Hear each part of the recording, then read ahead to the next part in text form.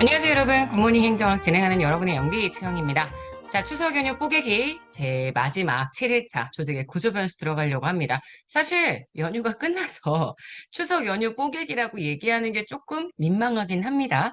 하지만 그래도 우리가 이제 기출 계속 분석하고 있었는데요. 기출 분석 부트캠프 하고 있었는데 기출 분석 부트캠프 쉬는 동안에 요거 한번 해준다는 느낌으로 딱 일주일 한번 잘 달려봤는데 어떠세요?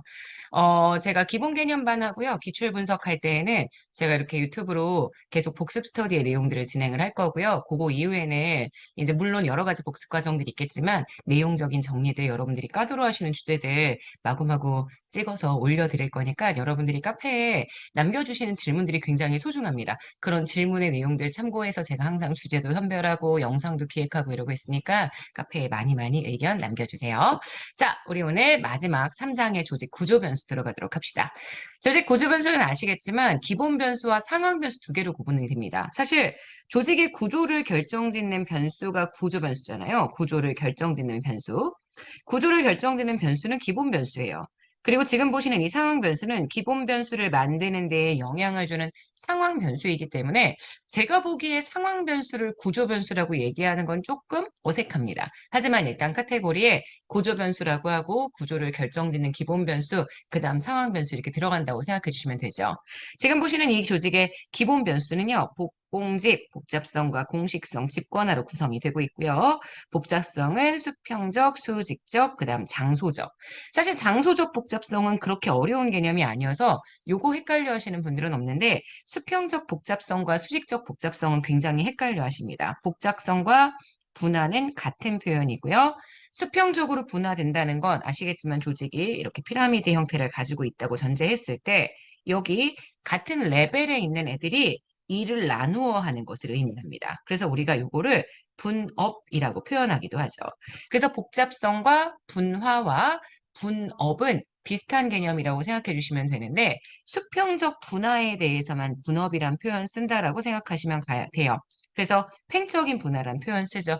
두 가지의 의미로 쓰입니다. 관료제에서는요, 주로 작업 과정을 전문화시키는 것, 탈관료제에서도 수평적 분화가 나타나죠. 인적 자원의 전문화로 설명된다는 거 아실 거고요. 그 다음 수직적 복잡성이라고 이야기를 한다면 수직적 복잡성은 이렇게 계층이 만들어지는 것을 이야기합니다. 그래서 지금 보시는 이렇게 계층이 쌓여요. 요층과 요층, 요층과 요층, 여기랑 여기, 여기랑 여기, 여기랑 여기 이렇게 나뉘어지는 층이 되어 있는 게 바로 수직적 분화여서 수직적 분화의 핵심은 계층화, 우리 종적인 분화라고 이야기를 합니다. 장소적으로 흩어져 있는 건 공간적 확산의 정도, 바로 장소적 분화가 될 거고요.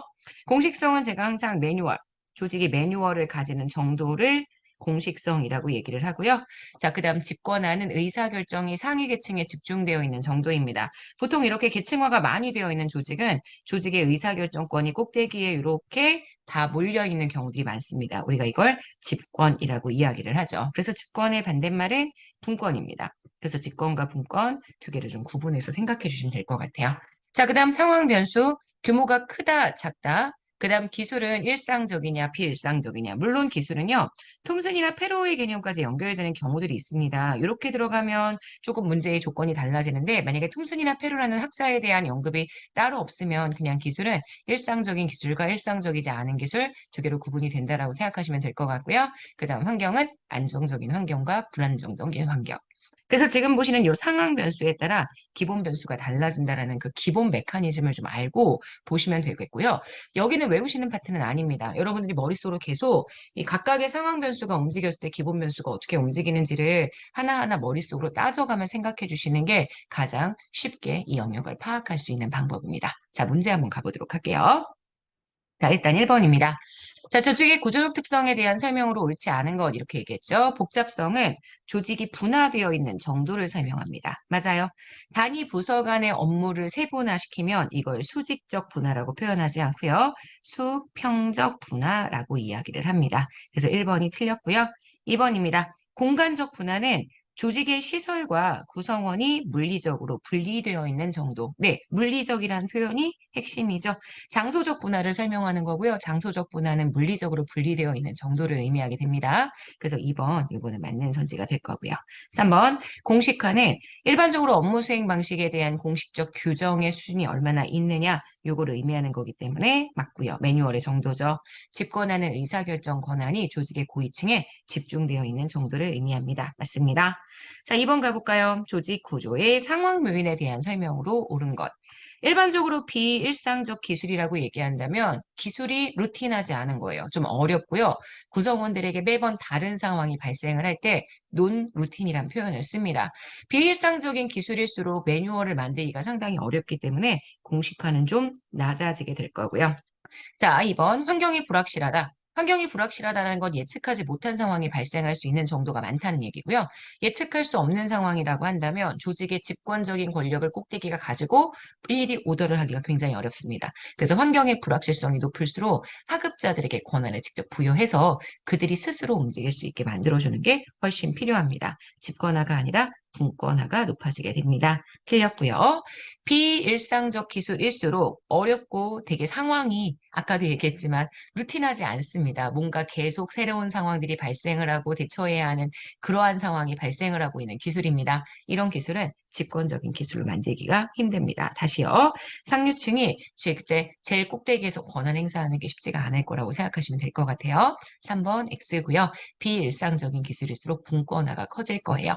자, 4번입니다. 조직의 불확실성이 높을수록, 아니, 환경의 불확실성이 높을수록, 환경이 불확실하다. 어떻게 변화할지 모른다. 당연히 이럴 때에는 공식화 매뉴얼을 도입하는 것도 상당히 어려워집니다. X.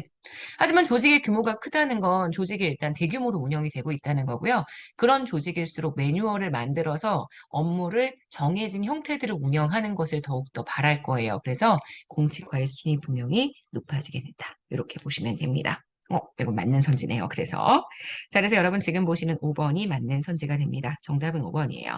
2013년 서울시 7급에서 출제가 되었던 문제인데 난도가 좀 있죠. 특히 여러분들이 못하시는 게 조직의 상황 변수가 발생했을 때 기본 변수가 어떻게 움직이는지 요거 논리적으로 잘 못 따져주시는 분들이 있으신데 따지시기 위해서는 꼭 내용을 이해하셔야 됩니다. 기본서나 또는 저희 기본 개념 수업에서 제가 요거 하나하나 다 짜져봤으니까 어려우신 분들은 기본서나 또는 네, 저희 강의의 내용을 좀 참고해 주시기 바랄게요.